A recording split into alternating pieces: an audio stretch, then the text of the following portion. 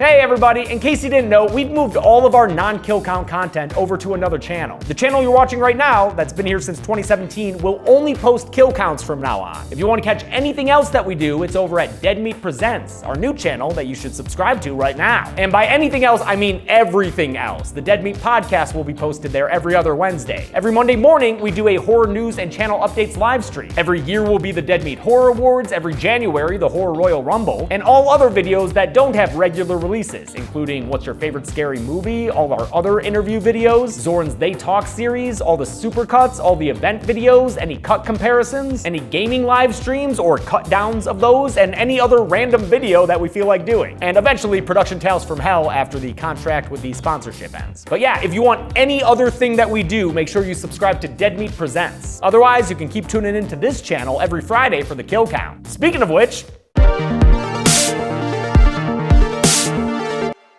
welcome to the Kill Count, where we tally up the victims in all our favorite horror movies and show you how they were made. I'm James A. Janice, and today we're looking at Nope, released in 2022. Nope is the third feature film by writer-director Jordan Peele, who previously gave us the Oscar-nominated Get Out and Us. I know it's not a universal opinion, but Peele's batting 3 for 3 with me.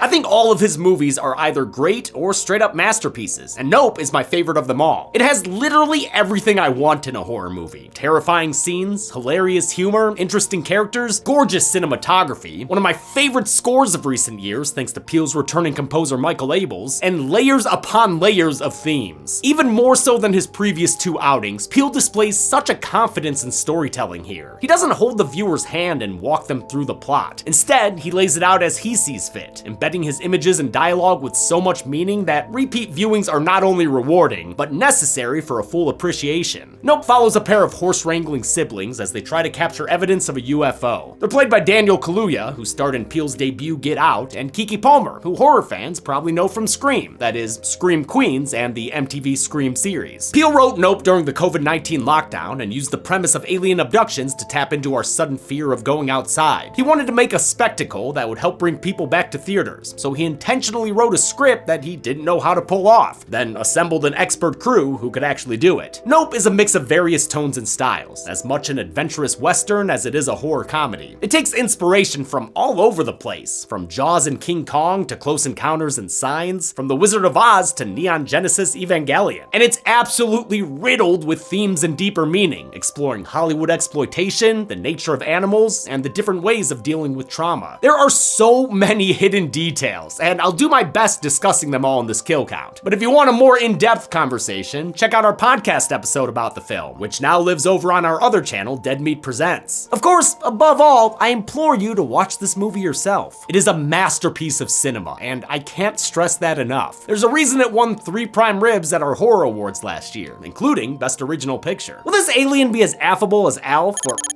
Oh shit, I completely forgot about this. Sorry, 1 second. Hello and welcome to the 29th annual Sponsor Bee, presented by today's sponsor, Manscaped, the global lifestyle brand that's trusted by 10 million ball buddies worldwide, thanks to their products like their waterproof lawnmower family of trimmers. I'm James, your sponsor master. Now, contestant number 1, editor Josh, your word is lawn. Can you use that in a sentence? Manscaped's Lawnmower 3.0 Plus is dedicated to comfort and ergonomics, offering an updated ceramic blade with a plastic guard that's rounded for enhanced comfort, and incorporates a built-in guard to reduce the risk of those dreaded nicks and cuts when tending to the family jewels. Lawn. L-A-W-N. Lawn. Correct! Contestant number 2, writer Tim, your word is mower. Can you use it in a sentence? Of course! The Lawnmower 4.0 Pro levels up your grooming game by offering wireless charging for 60 minutes of runtime on a single charge, as well as a travel lock to prevent accidental miss buzzers in your suitcase. Mower. M-O-W-E-R. Mower. That is correct! And final contestant, social media assistant Michael. Your word is ultra. Definition? Ha! An extreme, such as the Lawnmower 5.0 Ultra, the most advanced lawnmower available, with dual next-gen skin-safe blades, the trimmer blade for cutting through hair with ease, and then the foil blade, designed to get a sleek close shave that you couldn't get with just the trimmer blade. Ultra. U-L-T-R-A. Correct! Congratulations! You'll all be receiving your own lawnmower trimmers in the mail. Thanks for playing. Now get back to work. You don't have to wait for a sponsor bee. Use promo code KILLCOUNT20 to get 20% off and free international shipping on your order at manscaped.com. Will this alien adversary be as affable as Alf, or will its body count look more like a xenomorph Xerox? Let's find out and get to the kills. The movie begins with an ominous Bible verse setting up the theme of spectacle. We get a brief glimpse at a balancing shoe and a fourth wall breaking bloody monkey, but we'll have to come back to this horrific scene later. For now, let's meet Otis Jr., or OJ, and his father Otis Sr., two animal trainers who run the Haywood Ranch. They provide horses to movie productions in LA, and they're getting ready for a big job that may just save their struggling business. All of a sudden, power and phone signal blink out as OJ hears some spooky sound design way up in the sky. If you didn't catch the distant screaming, maybe you'll catch some of the debris raining down. Otis Sr. does. OJ looks back and sees his pops flopping off his horse. OJ rushes his dad to the hospital, but it's too late. His dad dies in front of him, actually all over him to be honest, and an x-ray shows what did him in, a nickel that went through his eye and into his brain. Otis Sr.'s untimely death leaves OJ in charge of the big job, but whether he's inexperienced or possibly on the spectrum, he's not cut out for the social aspect. My name is OJ. I think my sister's gonna be here in a minute. Little louder, please. We can't hear you in the back. Luckily, his sister Emerald is way more of a people person. That's why back at the Haywood Ranch, as the only black-owned horse trainers in Hollywood, we like to say since the moment pictures could move, we had skin in the game. Great reaction there from the on-set director played by Osgood Perkins, whose ties to horror extend much further than being Anthony Perkins' son. He directed The Blackcoat's Daughter, and his new movie Longlegs is due out this July. The director and his crew treat OJ's horse Lucky like a prop, prioritizing their movie over its comfort. Tell the horse we're ready to do one. A reflective VFX ball causes pony problems, and Lucky Bucky's nearly kicking their leading lady in the face. The on-set oopsie cost the siblings the job, with Lucky replaced by a green horse for post-production VFX. The duo drives back to Agua Dulce, their Los Angeles exurb that's mostly wide open desert. Nope was shot on location there, following in the steps of many other films such as the Flintstones movie and Blazing Saddles. They stop at Jupiter's Claim, a hokey western theme park owned by their neighbor Ricky Park. Parks built this place off the fame he got from being a child star. He even goes by Jupe, the name of his character from his biggest film. You literally the Asian kid from Kid Share? Production built this entire little western town from the ground up, complete with a steam-powered train and an actual petting zoo. To save a little bit of time and money, everything was built at 3/4 scale, but still, they went all out bringing this place to life. Peele and producer Ian Cooper even thought out the park's in-universe economy, where visitors would have to pan for gold that they then exchanged for Jupe Jangles, the currency of the land. Their efforts were preserved when a lot of the set was moved to Universal Studios Hollywood. I was lucky enough to walk around it as part of a special event a couple of years ago, but visitors can still see it all year round as part of the tram tour. Haywood Ranch has been selling its horses to Jupe to make ends meet, and now that they've lost another job, Lucky is the latest to get sold. OJ wants to set up a process for him to buy the horses back, but Jupe makes a counteroffer. He wants to buy their whole ranch outright. The siblings discuss the deal later that night. Em had a complicated relationship with her father and wants to pursue other jobs in the industry. And I'm Emerald Haywood. I direct, write, produce, act. I do a little singing on the side. Motorcycles, baby. Look, I make a mean grilled cheese. If you're looking for crafty, just holler at me. But OJ was the chosen horse heir and is less inclined to take the offer. Pops did something when he made this place. He changed the industry. That's real. I can't just let that go. I love the sibling dynamic between OJ and Em. It's sometimes combative, but they ultimately love each other and are friends. So I guess you don't want to see what's good with Dad's liquor cabinet then, huh? I got that hobby weed too, actually. I especially like watching them reminisce about their father, since I just went through that myself with my own sister. Love you, Janelle. True to life, it's not always positive memories. Em recalls a time she was supposed to inherit a horse named Jean Jacket, but Otis Sr. instead decided to use it for the Scorpion King. She remembers watching OJ train her horse from the window, and remembers him watching her watch him. Their sibling bonding segues into tunes, but Em grooves so hard, one of their horses runs away and gallops into the night. OJ follows the white horse, whose name is Ghost, out to their property line, where he hears Jupe's voice coming over a loudspeaker. He watches as the UFO-looking lights of Jupiter's Claim power down as he once again hears the sound of distant screams. As the screams travel across the sky, so does the power outage, taking out radio towers and even pausing Em's jam. The source of the screams and rolling blackouts appears to be a friggin' flying saucer in the clouds. Holy shit! A freaked out OJ tries to check the ranch's cameras, but the power outage prevented them from capturing anything. He discusses the incident with his sister. What's a bad miracle? We gotta work for that. Nope.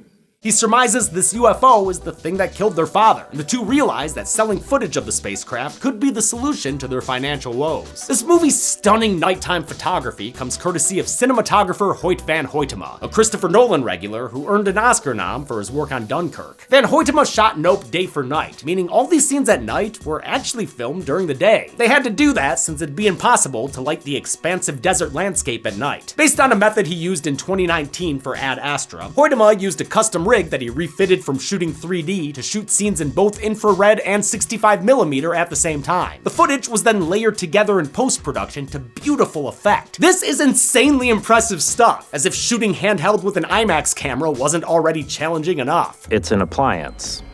Really, more than a camera. Nope was actually the very first horror film to be shot on IMAX. Here's hoping for more. The siblings visit Fry's Electronics to upgrade their gear, since they hope to sell the footage to someone reputable, like Oprah. Nigga, I didn't say Oprah. You said Oprah. You love Oprah. Store employee Angel Torres figures out what they're trying to do, so he hikes out to Agua Dulce to help with the installation. Dude's really into aliens. Do you not even call them UFOs anymore? It's fucking UAPs now. Angel sets up their eyes on the skies and wants to join the alien hunt, but OJ and M would prefer to keep it in the family. I mean, you're really not gonna tell me what the fuck's going on? You'll know soon enough. Oh, cool, cryptic. Angel was originally a friendlier character, but Peele enjoyed Brandon Perea's audition so much, he rewrote the character to match his surlier take. I'm gonna change the entire script. Oh, shit. Fuck yeah. Yeah, you got it. You got the role. Oh, wait, what? Yeah, we're doing it, man. M provides bait in the form of a fake horse that she snatched from Jupiter's claim. Jupe shows up to ask them about it. You know, we got some of those! But M says it's a coincidence, forcing him to leave them with nothing but a thumbs up. Thumbs up, thumbs up! Later that night, OJ investigates strange noises in the barn and sees a freaking alien! God, I love scares from afar like this, and it gets even spookier when a second little gray man pops out. Nope. But one back to an oversized head reveals the truth. These traditional-looking aliens are just Jupe's kids in costumes, a payback prank for the plastic pony plundering. They trying to prank Haywood? It's on! You stole their horse. The kids also let out Clover, one of their horses, forcing OJ to go out and wrangle him. Clover knows when to GTF over, because he takes off when the real alien shows up and abducts the equine effigy in a whirlwind. All that's left visible is a string of colored pennants hanging down from a cloud. Angel's working the night shift when he sees one of the ranch's cameras go offline. Man, how are they supposed to get the Oprah shot when all this tech is full of bugs? He calls up M, who runs outside to witness the UAP get UAPO'd. And run he does, straight into nearby stables, where he watches Clover get beamed up in a dust storm. This horse-eating saucer is too scary for M, who wants them to get the fuck out of Dodge. But OJ refuses to flee his responsibilities. I got mouths to feed. He's motivated by the memory of their father, who has some thematically relevant dialogue in a flashback. I guess some animals ain't fit to be trained. Otis Sr. is played by Keith David, a two-time kill count veteran. He provides a perfect looming presence over OJ's career. Because of the UFO's power-sapping properties, the siblings realize they need to shoot on film. They try to recruit Antlers Holst, a famous cinematographer who was on the set of that job they lost. He's working on a documentary about dangerous animals when M calls. She tries to entice him by saying he can get the shot of a lifetime, but his response is a cynical no. Horse girl, this dream you're chasing, the one where you end up at the top of the mountain, all eyes on you. It's the dream you never wake up from. At least they still have Angel, who tells them he noticed a motionless cloud in their footage that hasn't moved an inch all day. This wasn't the only sky footage that production had to manipulate. In fact, nearly every single sky shot was completely digital. Peele felt the sky in Nope was paramount, comparing it to the ocean in Jaws. That's why MPC VFX spent 9 whole months researching how to make realistic clouds. The group realizes this cloud must be the UFO in disguise, and OJ begins to suspect it may be even more than that. It doesn't move like a ship. What you mean, OJ? What if it's not a ship? Later, they'll learn that the object they see isn't a ship, but the alien itself, a giant flying animal. I only clarify that now because it's relevant to some upcoming thematic discussions. Like with that chimp we saw in the beginning. It's finally time to talk about him. The movie switches focus to the filming of Gordy's Home, a sitcom Jupe starred in when he was a kid. Somehow you'd think that a man who can send a rocket into space would be able to manage a halfway decent birthday present. Nope. Not surprising, Peele can make a great fake sitcom. It feels in line with his specific observational comedy from Key and Peele. They're sort of an affront to our more real, gritty lives, being told when to laugh and all that shit. Gordy's Home was Jupe's TV series after his breakout role in Kid Sheriff, and it followed an astronaut mom, a rocket scientist dad, their daughter Haley, and Jupe as their adopted son Mikey. Oh, and Gordy, of course, the chimpanzee who lives with them. The show was successful enough to get picked up for a second season, but that's when tragedy struck during a taping. So one of the chimps that plays Gordy just hit his limit. And it was 6 minutes and 13 seconds of havoc. We got a glimpse of the incident at the start of the film, but now we see exactly what happened back in 1998. While filming an episode about Gordy's birthday, the balloons began popping due to the studio lights. That shocked the monkey, Peter Gabriel style, causing Gordy to go bananas off screen.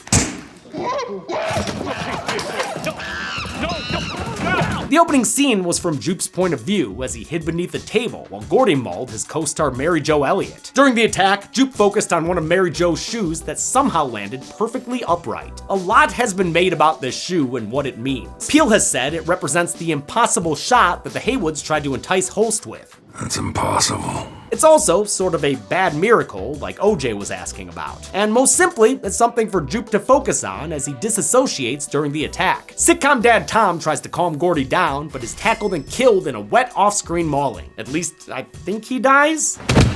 Sounds dead anyway. The bloody monkey wanders back and notices Jupe below the table. He tries to make contact with a fist bump, but before Gordy can phone home, he's gunned down by a cop responding on the scene. Just a reminder that animals don't go on the count, nor does the death of Jupe's childhood. This traumatic experience has been sanitized and marketed by adult Jupe. He even maintains a private museum that canonizes the incident. I usually charge a fee for this. The attack was made light of by comedy outlets at the time, and when M asks him what really happened, Jupe just recounts the SNL sketch. He talks about how hilarious it was, with Daryl Hammond and Anna Gasteyer as the parents, Sherry O'Terry as the daughter, and host Scott Wolf as Jupe himself, which is funny because Wolf really did host an episode in 1998. The funniest part, though, is that Chris goddamn Kattan played Gordy going haywire. It's Kattan. He's just crushing it. Makes sense, he had experience playing Mr. Peepers. In Nope, Gordy is CG, of course. This movie's all about exploiting animals, so it'd be hypocritical to try to use a real chimp. His movements were provided by stuntman Terry Notary, a former gymnast and Cirque du Soleil acrobat. For decades, Notary's been a movement coach at Ape School, where he instructs actors how to play primates for movies like the Planet of the Apes franchise. Instead of a mocap suit, he was dressed in a Gordy costume and filmed from multiple angles for reference. Production designer Ruth DeJong built the set 30% larger than normal in order to keep Notary's performance to scale. Jupe and his wife get ready to unveil the new Star Lasso experience, something he's been pushing throughout the movie. I wanted to invite you to our new family live show! As it turns out, Jupe's known about the UFO for half a year and has been feeding it the horses he buys from OJ. Now that he thinks he's got it trained, he wants to turn it into a tourist attraction. In fact, when OJ went out after Ghost, the sound he heard was Jupe rehearsing the show. What if I For this inaugural performance, Jupe's brought in his TV sister Mary Jo, who suffered the brunt of Gordy's attack. Now she's in a wheelchair with a disfigured face she hides behind a veil. Her appearance is a clear allusion to Carla Nash, who in 2009 was mauled by animal actor Travis the Chimp at his owner's home in Connecticut. Much like Gordy, Travis was also gunned down by police arriving on the scene. Jupe's comparatively unscathed experience has left him feeling invincible. You're chosen.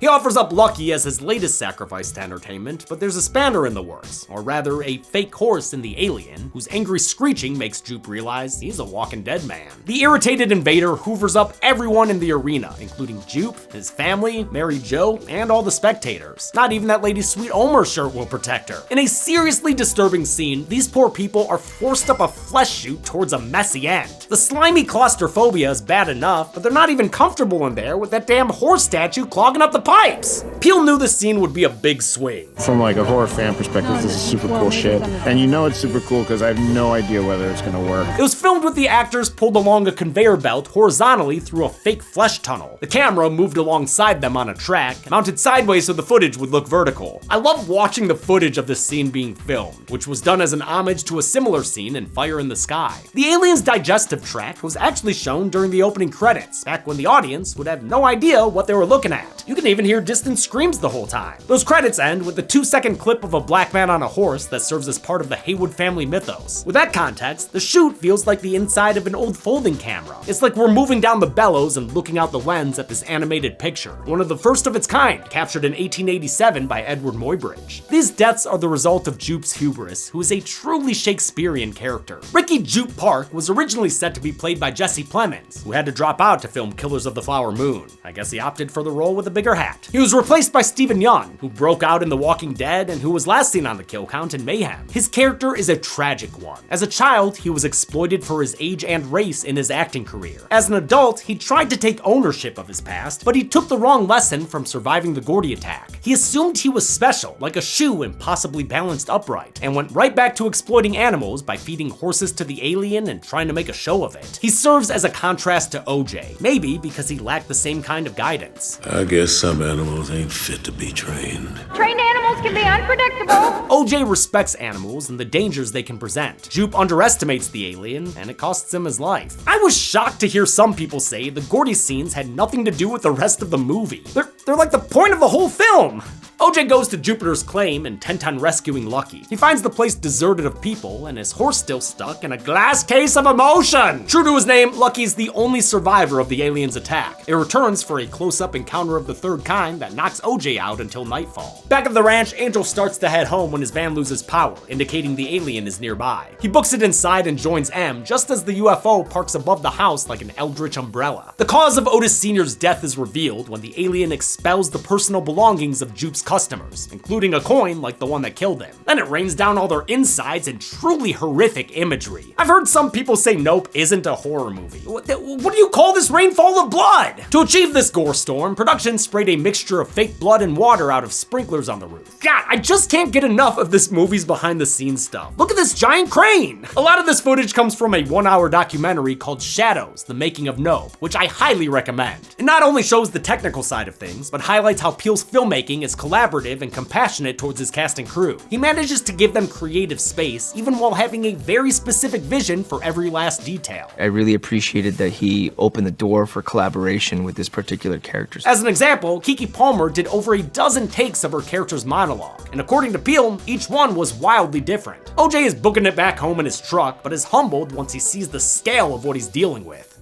No. Despite taking a phony pony to the hood, OJ stays unscathed until the power kicks back in at sunrise. As they file out to the truck, the group has another close call with the UFO, but OJ suddenly recalls Lucky's behavior on set. Don't look it in the eyes, please. They're able to stay unnoticed by avoiding eye contact and escape in Angel's van. Eye contact with animals is a recurring motif in Nope. In addition to Lucky's on-set incident, the movie starts with Gordy looking into the camera. It's even possible Jupe avoided Gordy's wrath because they didn't have direct eye contact. They saw each other through the veil of a tablecloth, which itself is echoed in Mary Jo's veil that she wears to cover her face. Conversely, Otis Sr. looked straight up into the sky, which caused his death after the nickel went through his eye. There are plenty of other ocular references, like the song Sunglasses at Night playing in Angel's van, and of course, everything involving cameras, which are kind of like artificial recording eyes. OJ finally figures out that the flying object isn't an alien craft, but rather the alien itself. That revelation almost proves too much for Emerald and Angel, but the group rallies when they're contacted by a new addition to the team, Antler's host, who's been hearing about the strange happenings up in Agua Dulce.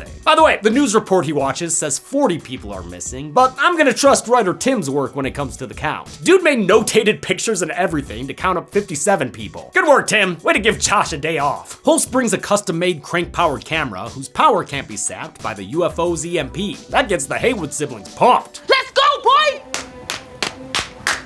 Now armed with the means to film the alien, OJ gives it a name, Jean Jacket, after the horse Emerald was supposed to inherit. Over the next couple of days, the group makes a plan using Monopoly pieces. They raid Jupiter's claim for its car batteries and recruit a wacky-waving inflatable army. The preparation montage is capped off with a song from Antlers. He was a one-eyed, one-horned, flying purple people eater. I love this gravelly rendition of a novelty song from 1958. It was a one-eyed, one-horned, flying purple people eater. One-eyed, one-horned, flying purple people eater. And real fun fact, the original artist Sheb Woolley was also the guy who voiced the frickin' Wilhelm scream. On the big day, Angel uses the battalion of Bailey buddies to track Jean Jacket's movement in the clouds. He and Holst camp out on a hill, giving them the perfect angle to film JJ while OJ distracts it. It took the art department more than 4 hours to place the 65 sky dancers, which were then controlled individually with iPads. They knew when to power down each one, since production put together maps of the valley to track Jean Jacket and its EMP effects. Unfortunately, their plans are interrupted by the arrival of a chrome-domed motorcyclist. This dude is geared out with tons of cameras, trying to get the scoop on the disappearances at Jupiter's Claim. What's the matter? Don't you want to be on TV? Despite M's warnings, he speeds off down the road, but as he passes into the range of the EMP effects, his bike turns off and he takes a gnarly spill. Good guy OJ tries to rescue the reporter, but the guy won't stop trying to get footage. Not before you take a picture. He's prioritizing content over safety, much like the movie crew who ignored the Haywood horse rules. It forces OJ to abandon him once Jean Jacket touches down, and the shiny helmeted asshole is sucked up in a whirlwind. I love the bonkers behind the scenes footage of this dude getting yoinked up by a frickin' helicopter. Helicopters were also used to simulate the debris getting kicked up when Jean Jacket's close to the ground. They also used enormous fans for that purpose. OJ puts his head down to avoid the same death, and to wear Jean Jacket like it were that big ol' hat in Scary Movie 3. He saddles up and gallops back towards the house with his flying foe hot on his heels, or hooves. God, this shot rules! Since he knows Jean Jacket got a tummy ache when it tried to eat their fake horse, OJ releases some colorful countermeasures that dissuades the alien from chowing down again. Holst and Angel successfully capture the whole thing on camera, and the group celebrates a job well done while the alien bids a hasty retreat. But the good times don't last long, since Holst decides there's a better shot to be captured. The light, it's gonna be magic sound. He starts heading out on his own, and it's clear he's not interested in making it back. It's gonna be all right, Angel. We don't deserve the impossible. I'm pretty sure Holst has a terminal illness. He's heard coughing throughout the movie, we see him taking pills, and he wears clothes that would be comfortable for a sensitive body. Even this shot of him sitting outside earlier on seems like a man taking in his final days. Already having a death sentence is probably why he hikes his rig to the top of the mountain and waits for Jean Jacket's return. When he comes back, he nabs his once-in-a-lifetime shot at the cost of his own life. Oh, and also other footage. Damn it, Ant! Holst is played by Michael Wincott, who brings gravity to the role. We saw him as Captain Elgin in Alien Resurrection, and he's also known in the genre from The Crow. To play a cinematographer, he shadowed Hoyt van Hoytema to make sure he was using the camera right. Jean Jacket tries to make second helpings of Angel and M, but both manage to escape with their bodies unchummed. The Haywood house is not quite as lucky and gets completely destroyed by the alien's whirlwind. While it was rehearsed with a stunt double, Brandon Perea did Angel's half abduction himself, which was achieved with a crane and a giant fan. It's so fun for me, like please let me do it again. That's what I'm saying, man, that looks like a blast! M makes a break and does her best not to stare as Jean Jacket unzips into its final form. What? Jean Jacket is evolving! To give his sister a chance to escape, OJ decides to sacrifice himself and lead Jean Jacket away. After a series of absolutely gorgeous wide shots, he bids his sister a tearful goodbye with a callback to their youth, and yet another instance of this movie's emphasis on eye contact. Then he stares Jean Jacket straight in the party streamers, enticing it to follow him as he takes off. Science consultant John DeBeery worked with Peel to create a design that resembled jellyfish and squid. He also helped find real-world equivalents for Jean Jacket's abilities, such as its octopi-inspired square eye and its electrical field, taken from electric eels and ghost knifefish. Researcher Kelsey Rutledge even created a scientific manuscript for Jean Jacket that would hold up to academic standards. It included details about its anatomy and behavior, as well as a scientific name. We decided to name Jean Jacket Oculonimbus Edoequus. So this translates directly to Hidden Dark Cloud Stallion Eater. Other inspirations for Jean Jacket's design include Neon Genesis Evangelion's 10th angel, Sahaquil, biblical descriptions of angels, Robert Mapplethorpe's photographs of orchids, and Marilyn Monroe's dress. The alien's movement is meant to simulate large pieces of cloth, with its skin harnessing the wind and riding it for mobility. Also, sometimes it looks like a mushroom cap with the stem picked off, and I really like that. I just love this fucking alien, okay? OJ leads Jean Jacket far away enough to bring power back to the motorcycle, which allows M to speed away on it towards Jupiter's Claim. She had mentioned the skill during her character introduction, and she proves her proficiency with a badass motorcycle slide that Peel confirms was inspired by Akira. Still determined to get her Oprah shot, M releases a distraction in the form of a giant kid sheriff balloon. She starts snapping photos with an old-timey photo booth she noticed during her first visit, and which figured into the movie poster for Kid Sheriff. With a mechanical photography device, she captures the moment Jean Jacket takes takes the bait and attacks its new inflatable opponent. Both M and Angel watch as the alien struggles to digest Balloon Boy, which eventually causes both parties to pop. It's a bit of a tragedy, since Jean Jacket was just an animal looking for a home. I wouldn't say Jean Jacket's the villain. The real villain is humanity's instinct to think they can put a party hat on a wild animal. An exhausted M celebrates as reporters arrive on the scene. She's too distracted to deal with them though, after she sees that OJ has survived to ride another day. The siblings have an emotional reunion, and the movie ends with a close-up of the photo that's about to make them famous. How many people were served up as meals on a flying saucer? Let's find out and get to the numbers. Oh no. Oh, God! Gordy, no! Gordy! Jesus, Gordy, no!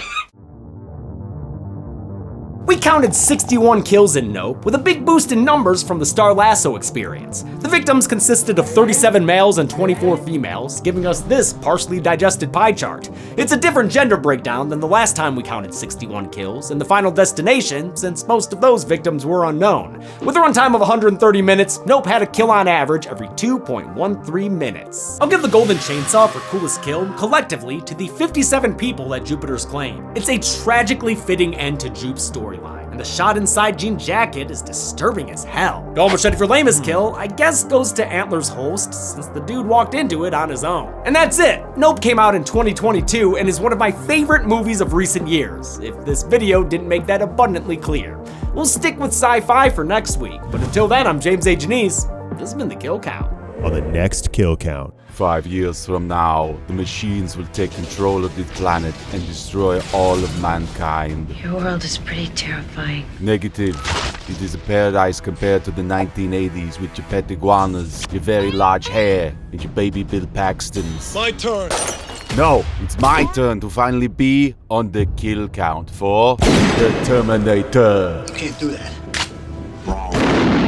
Yes, technically it's not a horror film, but it shares a lot of the same DNA. For one, I'm an unstoppable killer. And it absolutely will not stop, ever, until you are dead. And then it's also got a strong final girl. I mean, am I tough? Organized? I can't even balance my checkbook. And of course, there are kills. So chill out, because we're doing it. Look at it this way, in 100 years, who's gonna care? The waitress is right. You'll all be dead by then. So why not spend your last moments this week watching a movie that reminds you that phone books, used to be a thing. You're kidding me. Then on Friday, set your sights on the kill count. Only on dead meat. I'll be back. Oh, actually, no you won't. We're only doing the first one because that's the only kinda, horror one.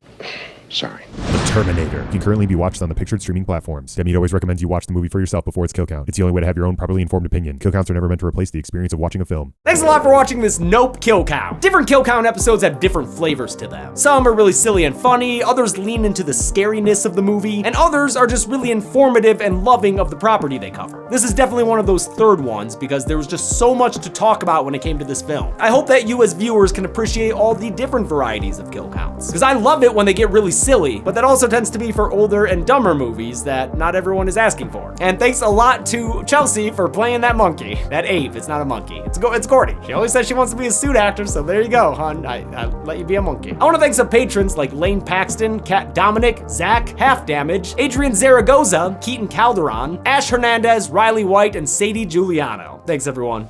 Be good people.